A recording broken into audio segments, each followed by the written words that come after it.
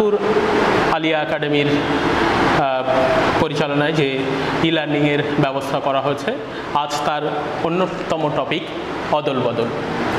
তবে বন্ধুরা, যারা দেখছো তাদের উদ্দেশ্যেই, বিশেষ করে ছাত্রছাত্রীদের উদ্দেশ্যে আমরা এবার আজকে টপিকটা ডাইরেক্ট আলোচনা করে নিই। আমরা দেখতেই পাচ্ছি বোর্ড ওয়ার্ক করা আছে, দশম শ্রেণী ক্লাস চলছে, বিষয় বাংলা। আজকের পাঠ ছোট গল্প, আর পাঠ একক অবশ্যই অদল বদল।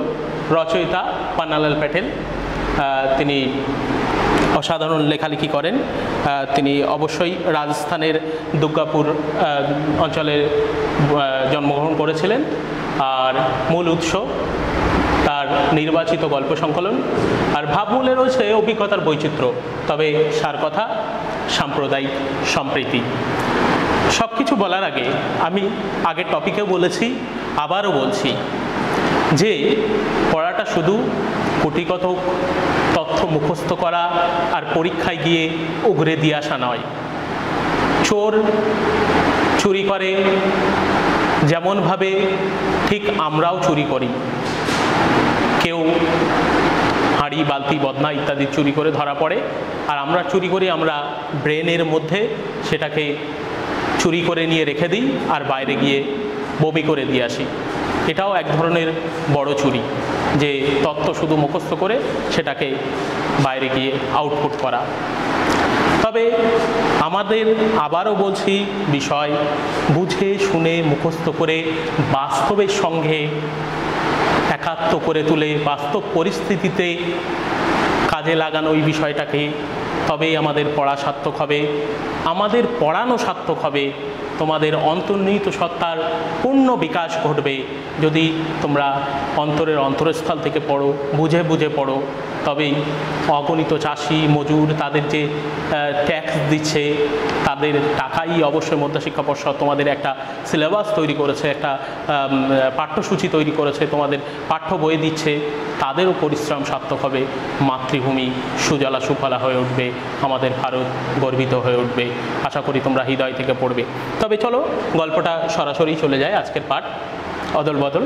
আমি গল্পটা বলে দিচ্ছি। আমি আজহারউদ্দিন মোল্লা, আমার সঙ্গে আমার প্রিয় শিক্ষক শফিউল আলম আছেন, তিনি অসাধারণ পড়ান। এই গল্পটা অদল বদলে আমরা প্রথম থেকেই দেখি যে মূলত চরিত্র আছে ঈশাপ আর অমৃত। এই দুটো চরিত্রকে কেন্দ্র করেই গল্পটা অ্যানালাইসিস করতে করতে এগিয়ে যাচ্ছে সমুদ্র স্রোতের মতো। প্রথম থেকেই দেখি যে অমৃত আর ঈশাপ দুজনেরই একই গ্রামে, একই জায়গায় বাড়ি, একজন রাস্তার এই পাশে আর একজন রাস্তার ওপাশে। তাদের পেশা, তাদের বাবা দুজনেই চাষি, তারা একই স্কুলে পড়ে, একই ক্লাসে পড়ে, তাদের একই বয়স। কিন্তু আমরা গল্পের শুরুতেই প্রথম থেকে দেখছি যে ঈশাপকে একটি জামা কিনে দেওয়া হয়েছে, তাই অমৃত বায়না ধরেছে তার মায়ের কাছ থেকে যে তাকেও সেই একই জামা কিনে দিতে। না তো সেই স্কুলে যাবে না, সে পড়াশুনো করবে না। তাই তার মার কাছে যখন আবদার করে, তারা অত্যন্ত গরিব মানুষ, তারা চাষি, চাষবাস করে দিন যাপন করে, দিন আনা দিন খায়। এমন পরিস্থিতিতে তার মা বলে যে এইসবের বাবা সুদ নিয়ে ওকে জামাটা কিনে দিয়েছে, তো আমরা অনেক গরিব মানুষ, কিভাবে কিনে দেবো? ওর জামা ছিঁড়ে গিয়েছিল, ওর জামা ময়লা হয়ে গিয়েছিল, তাই কিনে দিয়েছে। তখন অমৃত কী করে, নিজের জামাটা আঙুল দিয়ে ছিঁড়ে ফেলে। তখন ওর মা বলে যে ঈশাপের বাবা ওকে অত্যন্ত মার মেরেছিল এই জামা কিনে দেওয়ার জন্য, তুই যদি মার খেতে রাজি থাকিস তাহলে আমি তোকে জামা কিনে দেবো। তখন অমৃত বলে হ্যাঁ, আমি মার খেতেও রাজি আছি। তখনও জামা কিনে দেওয়া হয় না। কিন্তু যখন অমৃত যখন স্কুলে যাওয়া বন্ধ করে দেয়, পড়াশুনো বন্ধ করে দেয়, অন্য বাড়িতে গোয়াল ঘরে গিয়ে পালিয়ে থাকে, তখন বাধ্য হয় তাকে একটি জামা কিনে দিয়ে। এই গল্পের সূত্রপাত এখান থেকে। এবার তারা জামা পরে দুই বন্ধু, খুব কাছের বন্ধু, ঈশাপ আর অমৃত, দুজন যাচ্ছে। যেতে যেতে একটা শান বাঁধানো পুকুরে তারা বসছে। তারা বসার পরে সেখানে কিছু ছেলেপিলে, আমাদের গ্রাম অঞ্চলে যেমন হয়, তারা এসে বলছে তোরা দুই বন্ধু লড়াই করতো, দেখি কেমন লাগে। অমৃত কোনোভাবেই লড়াই করতে চায় না, তার বারণ করে দেয়, অনেক কষ্টে তাকে জামা কিনে দিয়ে দেয়, সে তো লড়বে না। তার মধ্যে থেকে একজন ছেলে, তার নাম কালিয়া, সে এসে তাকে ঠিক গলাটা জড়িয়ে ধরে নিয়ে বলছে চল তোর আজকে ব্যবস্থা করছি, দিয়ে মাঠে নিয়ে যায়। মাঠে নিয়ে যাওয়ার পরে তাকে ল্যাং মেরে ফেলে দেয়। এমতো সময় দুই বন্ধু, কাছের বন্ধু, এই দেখে ঈশব কিন্তু প্রচণ্ড রাগা রেগে যায়, গিয়ে কালিয়াকে তুলে একেবারে ল্যাং মেরে ফেলে দেয়। কালিয়াকে মারার পরে যখন তারা দেখলো যে তা কালিয়ার মা আসবে, তখন তারা সেখান থেকে ছুটে পালিয়ে গেল। ছুটে পালিয়ে যাওয়ার পরে কিছু দূর যাওয়ার পরে দেখলো সেখানে অনেক ছেলে আছে, তারা খেলাধুলো করছে এবং এই ঘটনা সেই দিকে তারা যেন বলতে চাচ্ছে যে অমৃত এইসব তারা মারপিট করেছে ইত্যাদি ইত্যাদি ঘটনা বলতে যাচ্ছে। এমতো সময় দেখলো, অমৃত দেখলো ঈশবের জামাটা ছিঁড়ে গেছে।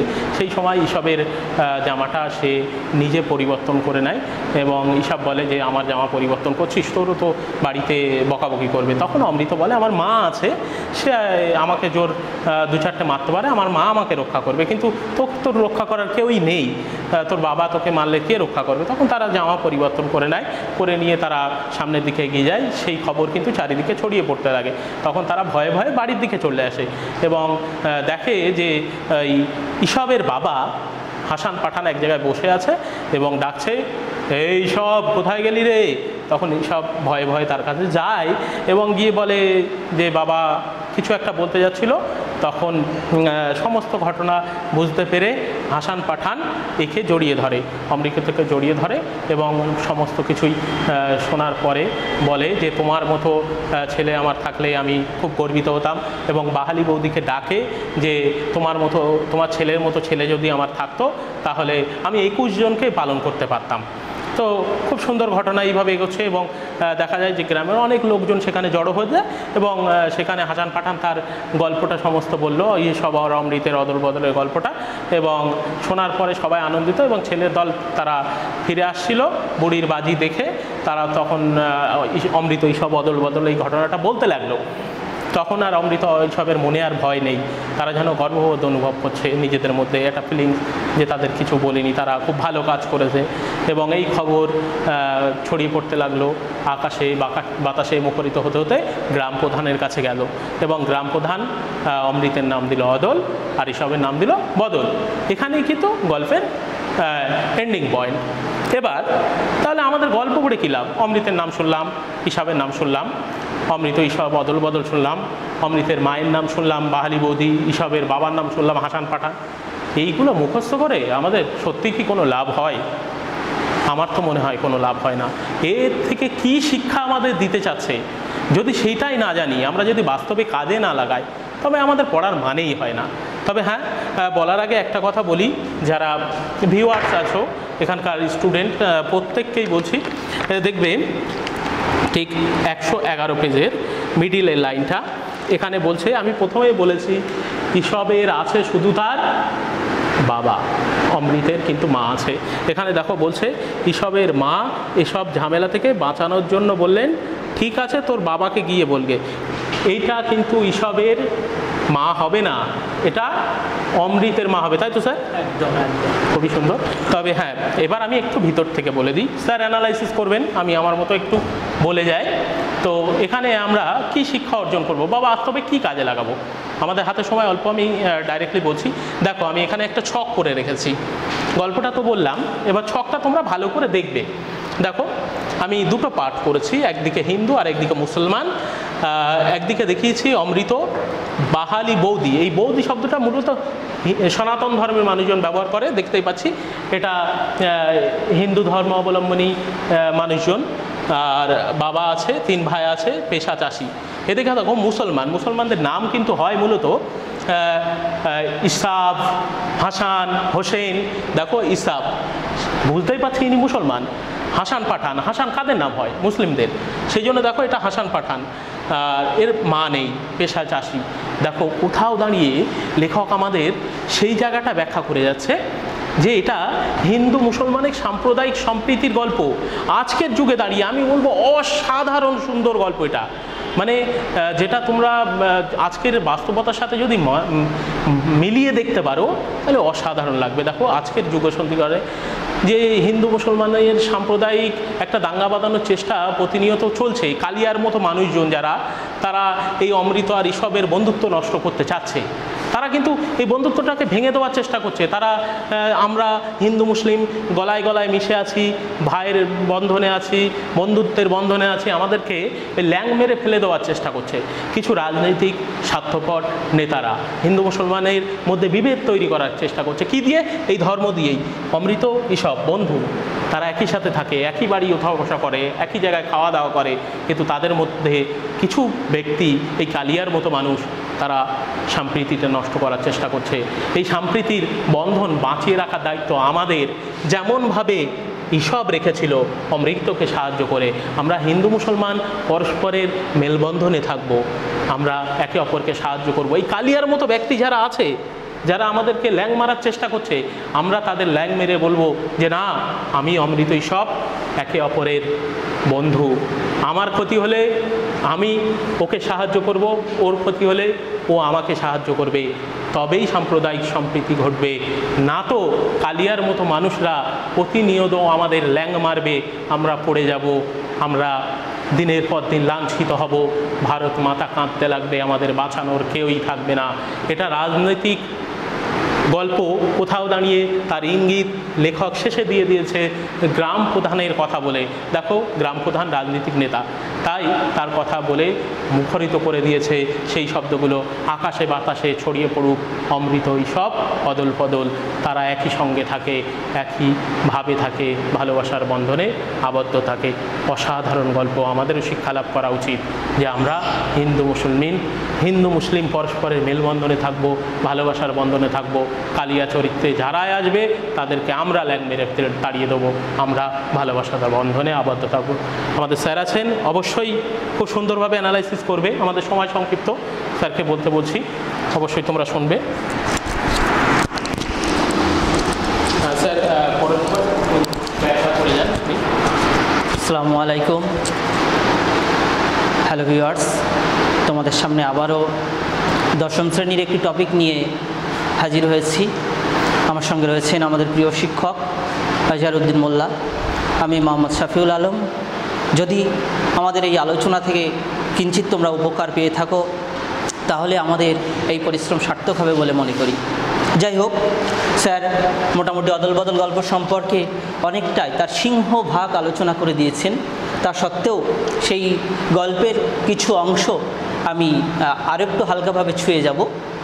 বিষয়টা হচ্ছে, এই যে ছোট গল্পের ধারণাটা, এটা কিন্তু আমাদের ভারতবর্ষ, শুধু ভারতবর্ষ নয়, এমনকি আমাদের বাংলাতেও ইতিপূর্বে ছিল না। যবে থেকে রবীন্দ্রনাথ ঠাকুর তিনি আমাদের সামনে হাজির করেছেন এই বিশেষ ঘটনাটি, তবে থেকেই এর অনেক বাড়বাড়ন্ত, এবং দেখা গেল যে ছাত্রছাত্রীরা অনেক সহজভাবে এই ধরনের কথা সাহিত্যটাকে মনে প্রাণে আত্মস্থ করতে পারছে।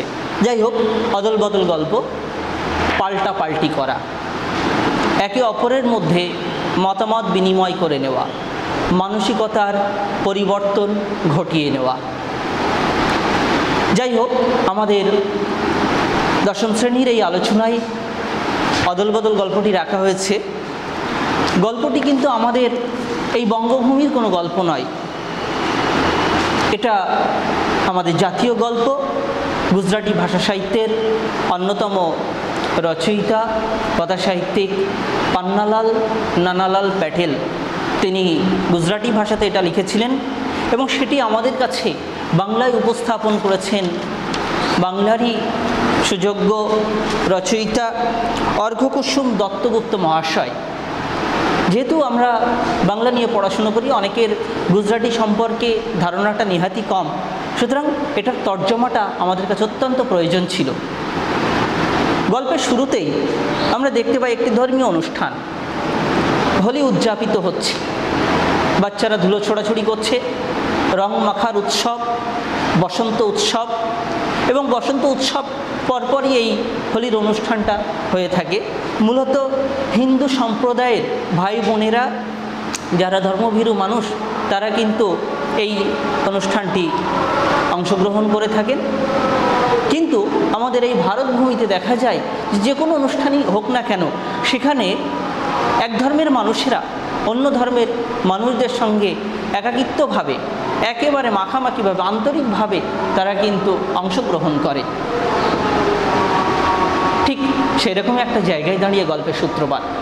যেহেতু ছোট গল্প, এর পূর্বাভাসটা নিহাতি কম থাকে, অত্যন্ত ব্যঞ্জনাধর্মী তত্ত্ব, উপকথা, তত্ত্ব, উপদেশ এসবগুলো নিহাতি কম থাকে। একেবারে একমুখীভাবে গল্পের একটি ধারাবাহিকতা এগোতে থাকে গল্পের চূড়ান্ত পর্যায়ের দিকে, যেটাকে আমরা সাধারণত ক্লাইম্যাক্স বলে থাকি। এই গল্পে স্যার ইতিমধ্যেই আলোচনা করেছেন দুটি বিশেষ ধর্মীয় সম্প্রদায়ের মানুষেরা, একদিকে হিন্দুত্ব ধর্মের অমৃত, অন্যদিকে ইসলাম ধর্মের সাপ, তাদের দুজনের কি অসাধারণ মিল, এটা সত্যি আজকের দাঁড়িয়ে অত্যন্ত প্রয়োজন। মানসিকতার পরিবর্তন দরকার। যারা বলে যে ধর্মটাই মানুষের শেষ কথা বলে, তাদের একটু ভাববার সুযোগ এসে গেছে। তো সেখানে অমৃত, সে তার বাবাও চাষ করে, ইসাবের বাবাও চাষ করে, দুজনেই মাঝে মধ্যে প্রয়োজনে সুদ নিয়ে তাদের সংসার যাপন করে। এই অমৃত এবং ইসাবের মধ্যে কি অসাধারণ মিল, এবং সেই মিলের কারণেই হয়তো এই গল্পটা অন্য অনেক গল্পের থেকে অন্য আলাদা স্বাদের হয়ে দাঁড়িয়েছে। হ্যাঁ স্যার, তবে বলতে গেলে একেবারে শেষে বলছে যে আকাশে বাতাসে মুখরিত হচ্ছে অদল বদলের গল্প কথা, এর মাধ্যমে লেখক কি বোঝাতে চেয়েছেন?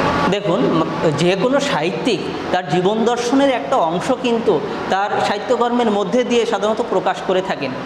তো আমরা এটা বলতেই পারি যে আকাশে বাতাসে প্রাকৃতিক নিয়মে মানুষ যদি তার নিজের স্বভাবটা পরিবর্তন করতে না পারে, তাহলে ওই পুঁথিগত বিদ্যায় যে আমি ওকে পছন্দ করি, ও ওকে ভালোবাসে, ও ওকে আপনভাবে মেনে নিয়েছে, এই ধরনের পুঁথিগত বিদ্যা মনে হয় এই সময়টাই খুব একটা বেশি প্রয়োজন বলে মনে হচ্ছে না।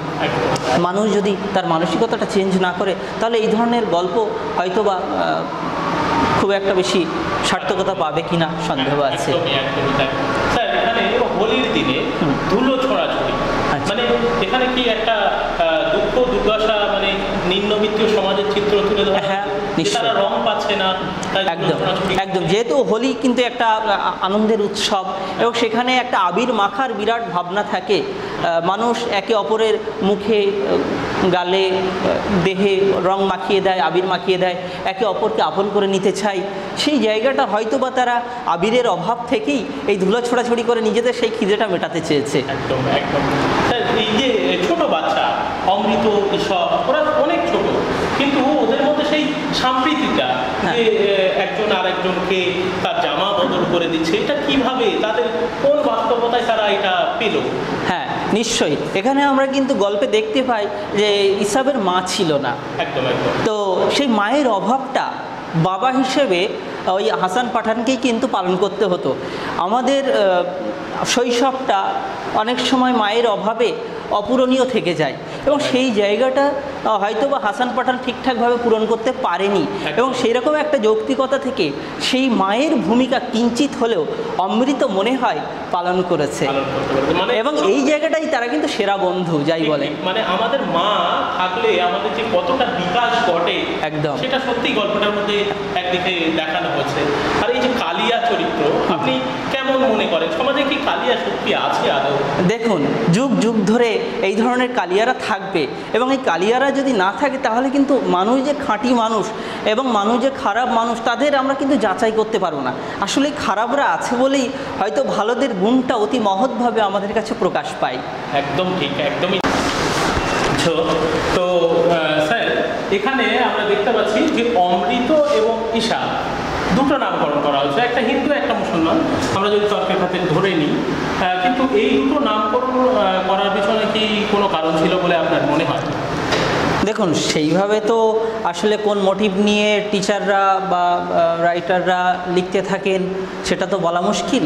তবে ভারতবর্ষের প্রেক্ষিতে যেহেতু গল্পটা, তো সেই অর্থে যে ভারতের দুই প্রধান ধর্মীয় সম্প্রদায়, হিন্দুত্বের প্রতিনিধি হিসাবে অমৃতকে এবং ইসলাম কালচারের প্রতিনিধি হিসাবে ইসাবকে গল্পে রাখা হয়েছে, এমনটি ধরতে পারেন। একদম, হ্যাঁ ঠিক, যে দুটো বড় সম্প্রদায়, একদম মুসলিম একটা হিন্দু, সেই জন্য এদের দুজনকে কিন্তু তার মানে কেবল যে হিন্দু মুসলিম তা নয়, ভারতবর্ষে যত ধর্মের মানুষ রয়েছে প্রত্যেকের জন্যেই কিন্তু এই গল্পটা সমানভাবে প্রযোজ্য। একদম। ঠিক, গল্পের একেবারে আমরা মাঝ পজিশনে দেখতে পাচ্ছিলাম যে আগেও আলোচনা করলাম যে কালিয়া এসছে এবং ল্যাং মেরে ফেলে দিয়েছে। তো আজকের সাম্প্রদায়িকতার যে বীজ বাষ্প চারিদিকে ছড়িয়ে পড়ছে, এখানে এইরকম কালিয়া চরিত্র কারা থাকতে পারে বলে আপনার মনে হয়, যদি বলতেন? না দেখুন, যারা মানবতার ধ্বংসকারী তারাই কালিয়া। আজকের সমাজে এই ধরনের মানুষদের কিন্তু সংখ্যা যে নেহাত কম তা নয়, বেশ অনেকটাই। কিন্তু ওই ল্যাং মেরে ফেলে দেওয়ার মধ্যেও একটা হয়তো বার্তা আছে যে যেটা অন্যায্য, যেটা অশুভ, যেটা মানবতার পক্ষে অশুভ, তার কিন্তু পতন অনিবার্য। এবং সেই কারণেই শেষমেশ ইসাবের আক্রমণে কালিয়া কিন্তু পর্যুদস্ত হলো। আমি একটা নচিকেতার গানের কথা বলছিলাম যে পৃথিবী আবার সবুজ হবে গো, পৃথিবী আবার সবুজ হবে, একদিন সব তুলসিত বাতাস মুছে গিয়ে পৃথিবী আবার শান্ত হবে। তো এই গল্পটায় হয়তো সেরকমই একটা বার্তা শেষের দিকে দিচ্ছে, যে সেই গান অমৃত উৎসবের অদল বদলে গান মুখরিত হতে হতে আকাশে বাতাসে ছড়িয়ে পড়ছে। তো আজকে যে সাম্প্রদায়িক দাঙ্গাবাজ পরিবেশ, এখান থেকে এই গল্পটা থেকে যে শিক্ষা আমরা লাভ করতে পেরেছি, ছাত্রছাত্রীরা কি সেই জায়গায় দাঁড়িয়ে একটা সাম্প্রদায়িক সম্প্রীতির পরিস্থিতি কি গড়ে তুলতে পারবে? গল্প থেকে কি সেই শিক্ষা পাওয়া যাচ্ছে? নিশ্চয়ই। শিক্ষা মানে যে কেবলমাত্র পুঁথিগত বিদ্যা তা তো নয়, আসলে তার বাইরেও থাকে এক বৃহৎ শিক্ষা, মানবতার শিক্ষা। এবং যে শিক্ষাই শিক্ষিত করে তুলতে পারলে একজন শিক্ষার্থী প্রকৃত শিক্ষার্থীর মূল্য পাবে, এই জায়গাটা হয়তো কোনো একটা জায়গায় গল্পে বলা আছে এবং তার স্পষ্ট ইঙ্গিত লেখক শেষে বলে দিয়েছেন। আচ্ছা স্যার, আরেকটা জিনিস আপনি খেয়াল করেছেন, গল্পে কিন্তু একটা জায়গায় বলেও দিয়েছে, যদিও ওটা বাড়ির কাজের জন্য রাখা আছে, যে ও আমাকে শিখিয়েছে খাঁটি জিনিস কাকে বলে। এই যে খাঁটি জিনিস, মানে হাসান পাঠানের কাছে এই খাঁটি জিনিস বলতে তিনি কি তার সন্তানের কাছ থেকে বা অমৃতের আচরণে কি নতুন কিছু খাঁটি জিনিস যেটা তার জানা ছিল না, সেটা কি শিখতে পেরেছেন বলে মনে হয়? একদম, আপনি আগেও বলছিলেন যে খাঁটি জিনিস, আমাদের শিক্ষা শেষ নেই। বয়সের একেবারে অন্তিম মুহূর্তেও আমরা শিক্ষা লাভ করি, যাদের শেখার ইচ্ছা থাকে। শুধু বৃদ্ধি এবং বিকাশ আমাদের জানি পরিপূরক নয়, অনেক সময় বৃদ্ধি ঘটে কিন্তু বিকাশ ঘটে না। এখানে আমরা জীবনে অন্তিম পর্যায়েও শিখি। হাসান পাঠান একেবারে তার ছেলে পিলে হয়ে গেছে, অনেক বয়স হয়েছে, কিন্তু তার ছেলের কাছ থেকেও শিক্ষা নিচ্ছে। কী শিক্ষা? যে মানুষকে ভালোবাসার শিক্ষা, অন্যকে সাহায্য করার শিক্ষা। মানে একজন যে কীভাবে মানুষকে ভালোবাসতে পারে, একজন বন্ধু আর একজন বন্ধুর কতটা কাছে যেতে পারে, তার জন্য সে কতটা উপকার করতে পারে, এই যে শিক্ষা, পরস্পরের সৌহার্দ্যপূর্ণ শিক্ষা, সেটা কিন্তু হাসান পাঠান সে বয়স্ক হয়েও সে কিন্তু অমৃতের কাছ থেকে একদম তার সন্তানের কাছে, মানে শৈশব থেকেও কিন্তু শিক্ষা নেওয়া যায়। একজন ছোট্ট বাচ্চার কাছ থেকেও আমরা শিক্ষা গ্রহণ করতে পারি, এবং এ বিষয়ে আমাদের কোনো দ্বিমত থাকার কথা একদমই থাকে না। তবে হ্যাঁ, লাস্ট একেবারে শেষ মুহূর্তে কিন্তু একটা রাজনৈতিক গল্প কিনা তার কিন্তু ইঙ্গিত আমরা পেয়েছি, যে গ্রাম প্রধানের কথা। এখানে তো অন্য কিছু বলতে পারতো, তিনি একটা বিচারের আয়োজনও করতে পারতেন, কিন্তু সেটা করলেন না। কিন্তু গ্রাম প্রধানের কথা দিয়ে তিনি আকাশে বাতাসে মুখরিত হোক শব্দগুলো বলে শেষ করলেন। অর্থাৎ গ্রাম প্রধানের কথা কেন মানলেন? আপনার কি মত? দেখুন, যেহেতু গ্রাম প্রধান আমাদের একেবারে মানে শাসন ব্যবস্থার নিম্ন স্তরের একটি জায়গা, এবং সেই জায়গায় যে একটা মোড়লি সিস্টেম একটা সময় ছিল, এটা কিন্তু আজকের প্রায় উঠে গেছে বলতে গেলেই চলে। আজকে কিন্তু সেই অর্থে এটা নেই, এবং মানুষ খুব ভালোভাবে এটা মেনেও নিচ্ছে না আজকে। কিন্তু গল্পটা যেহেতু একদম ঠিক, সেই জন্য মনে হয় গ্রাম প্রধান। এবং আরও একটা জিনিস আপনি খেয়াল করবেন, যে গল্পের একটা জায়গায় বলা আছে যে প্রথমের দিকে ওই জামা ছিঁড়ে যাওয়ার কারণে বা অদল বদল করার ভয়ে ভীত সন্ত্রস্ত ছিল ইসাব এবং অমৃত, কিন্তু গল্পের একদম শেষ লগ্নে তারাই কিন্তু সেই অদল বদল বলার কারণে আরও বেশি উৎফুল্ল হয়ে উঠল। মানে তারা নিজেরা যে জায়গাটায় ভয়ে কাঠ হয়ে যাচ্ছিল, সেই জায়গাটা কিন্তু তাদের পুরো ভীতিটা দূরীভূত হয়ে গেল। একদমই ঠিক।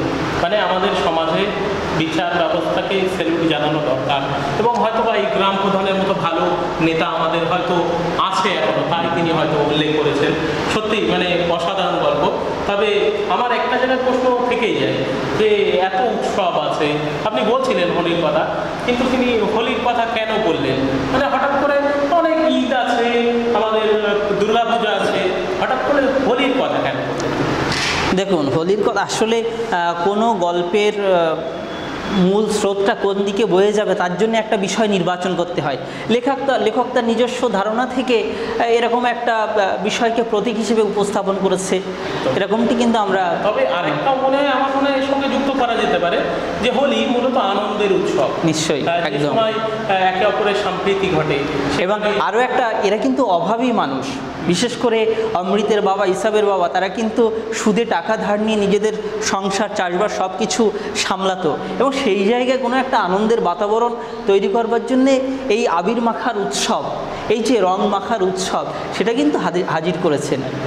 তবে হ্যাঁ, আমাদের হাতের সময় খুব সীমিত, আমরা এবারে একটু বাড়িতে যে হোক কাজ সেটা একটু দেখে নিই। স্যার অ্যানালাইসিস করে দেবেন কী কী আছে, তোমরা বাড়ির কাজটা খুব সুন্দরভাবে করবে এবং ক্লাস যখন শুরু হবে তখন টিচারকে দেখিয়ে দেবে। হ্যাঁ, নিশ্চয়ই। আমরা গৃহবন্দী অবস্থায় বোরিং ফিল করছি, এবং এই জায়গা থেকে আমরা যদি নিজেদেরকে পড়াশোনার মধ্যে আবদ্ধ রাখতে পারি, আমরা নিজেদের অনেকটা হালকাভাবে মেনে নিতে পারবো।